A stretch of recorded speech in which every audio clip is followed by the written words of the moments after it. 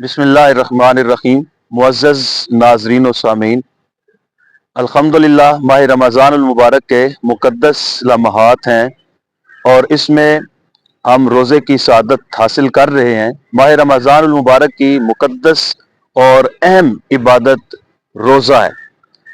नाज़रीन व सामीन, रोज़े का क्या माना है, रोज़े से क्या मुराद है?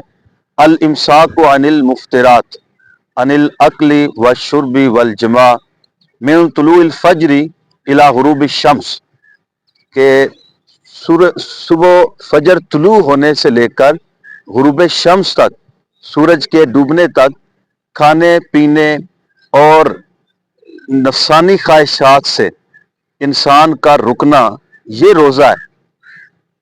हम हालत रोज़ा में खाना पीना छोड़ देते हैं। हालत रोज़ा में अनवा अक़साम के खाने, तरह तरह के मशरूबात, उनको हमने तर्क कर दिया। लेकिन हैरत वाली बात है, ये चीज़ें हलाल हैं, ये चीज़ें जायज़ हैं जिनको हमने छोड़ दिया। मगर वो चीज़ें जो पहले ही हराम है शरीयत में, जिनकी कोई गुंजाइश नहीं है, जिनको मना किया गया है, अल्लाह और उसके प्यारे रसूल सल्लल्लाहु अलैहि वसल्लम ने जिनको नापसंद फरमाया, हमें वो चीज़ें हमने आज भी नहीं छोड़ी। यानी हालत रोज़ा में भी जायज़ चीज़ों को, हलाल चीज़ों को छोड़ दिया है, लेकिन जो हराम चीज़ें हैं पहले ही वो हमारे साथ चल रही हैं।